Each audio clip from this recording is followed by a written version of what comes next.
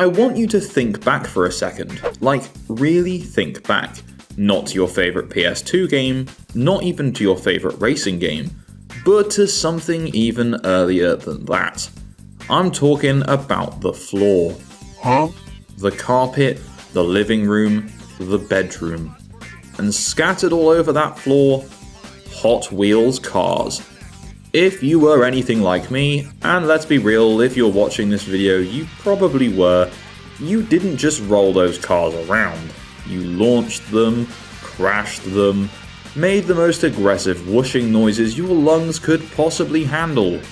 You didn't care about the realism, the traction, or the lap times, you just cared about speed, airtime, and whether your car could jump something absolutely ridiculous. Now imagine that exact feeling, that childhood imagination and nostalgia, that what if my Hot Wheels track went forever kind of energy, and imagine someone turned that into a video game.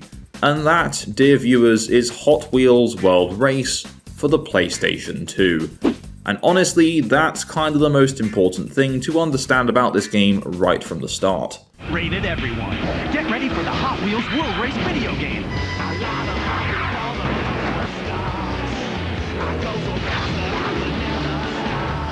Hot Wheels World Race video game. Drive the impossible. So, Hot Wheels World Race is not trying to be Gran Turismo, it's not trying to be Need for Speed, and hell, it's not even trying to be Burnout. It's not a serious racing game, per se, it's a game that says, what if the Hot Wheels tracks you played with as a kid were real, and they were floating in the sky, or in space, or in some magical botanical garden, and you could boost off ramps and do flips over bottomless pits. That's the pitch, and to its credit, that is exactly what you get.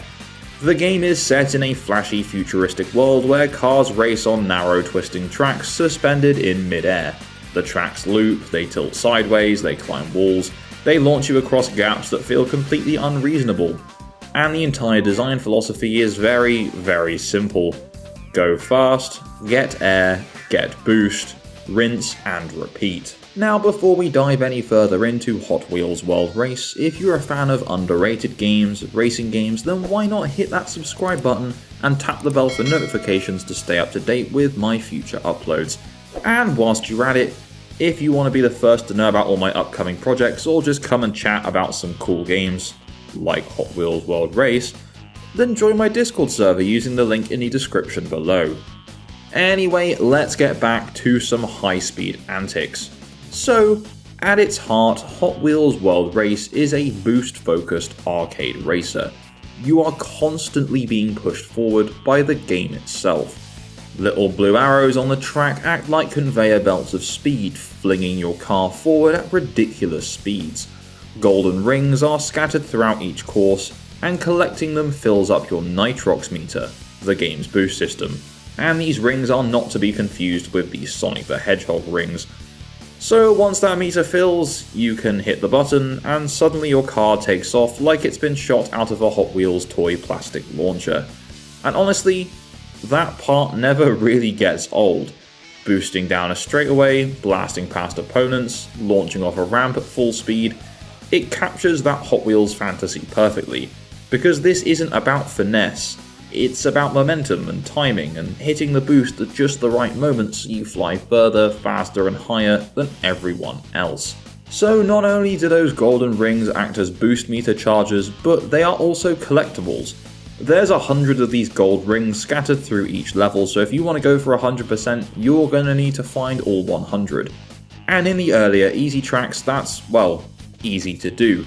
But as you get later into the game, some of these rings are scattered throughout different side tracks, by boosting further on jumps, so on and so forth. They get a lot harder to find.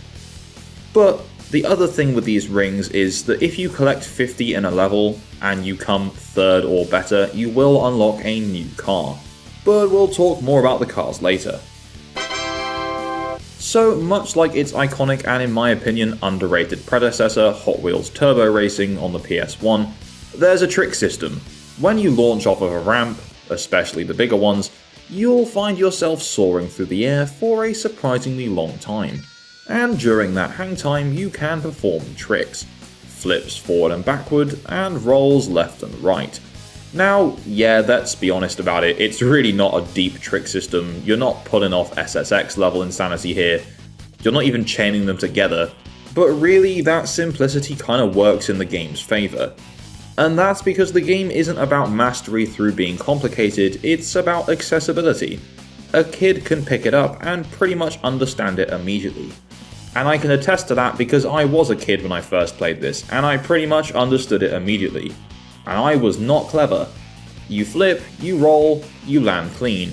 And when you do land clean, your Nitrox meter fills up, which means more boost, which means more speed, which means more jumps. Obviously when you don't land clean, then your car will bounce about and crash, and it's quite funny, to be honest with you. Sometimes it makes me question the physics.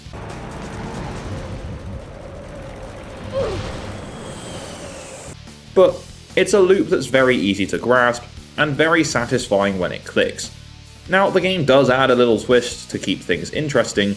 If you repeat the same trick too many times, which by the way means more than once in a row, it becomes stale and stops rewarding you with boost. So to counter that, the game also throws up some button prompts during tricks, quick little sequences you can input to keep the trick fresh. Is it the most elegant solution? No, not really. Is it flashy and engaging enough to keep your attention mid-air? Honestly, yeah, kinda. Especially when you're younger or when you're just vibing with the game instead of trying to break it open.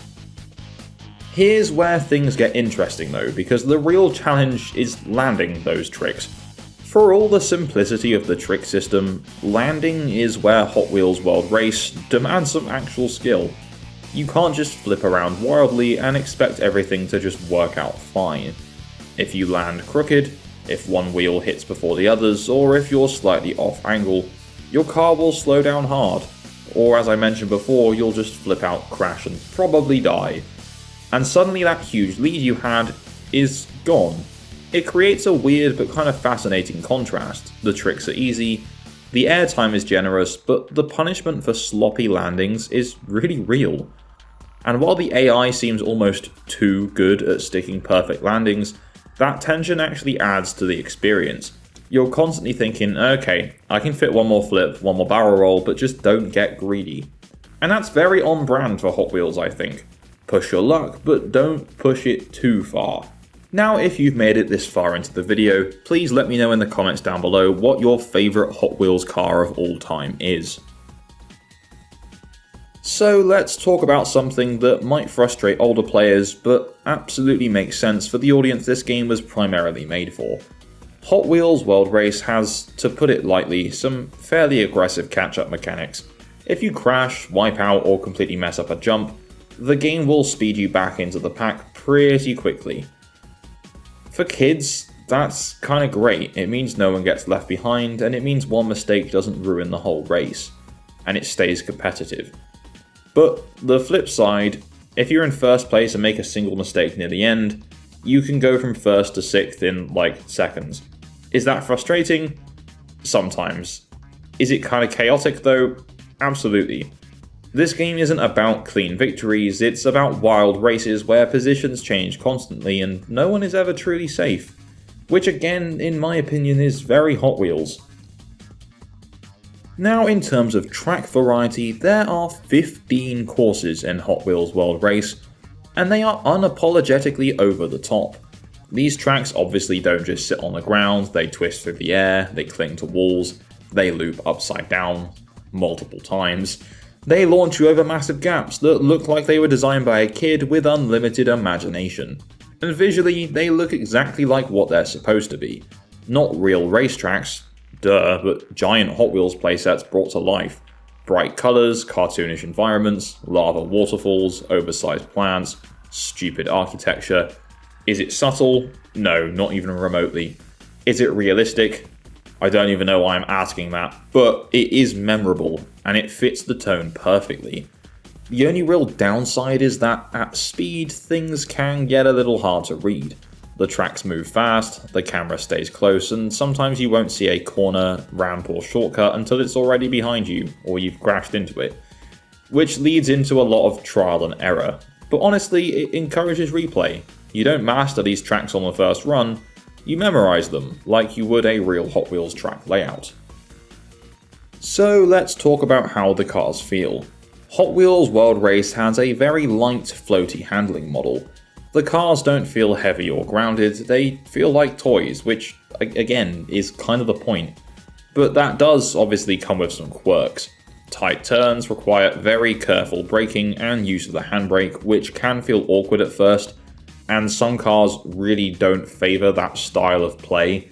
There's no real power sliding or drift system, which means cornering can feel slower than you want it to be, and that's when you notice that the AI is definitely not on the same physics model that you are. It's not so much broken as it is just a bit different, and I guess a lot of AI in racing games in that era certainly abided to those same rules. Once you adjust to it, it does become manageable, and there are cars with better grip stats, and I would highly recommend using those. Obviously, you're not supposed to be drifting corners at full speed. You're supposed to line yourself up for the next boost and ramp and jump, but it can get frustrating. But when you play it on its own terms, the controls do start to make some more sense. So speaking of the cars, one of the game's biggest strengths is its car roster. So the cars are split into 5 different categories, which is the 5 different teams from the Hot Wheels World Race movie that this game is actually based on.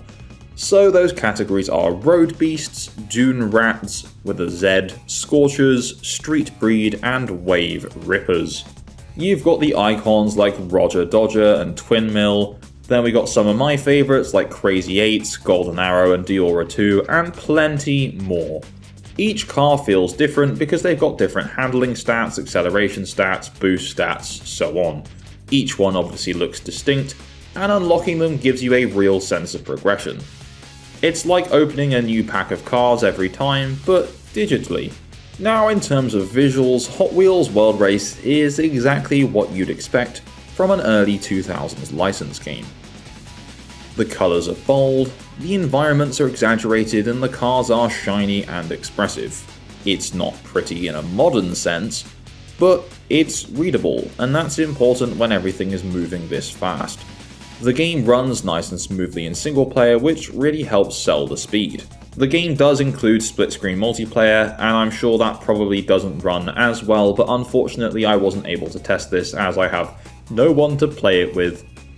The soundtrack is pure early 2000s licensed game energy. Generic upbeat tracks during races, some funky menu music. It's nothing offensive, but it's also nothing iconic.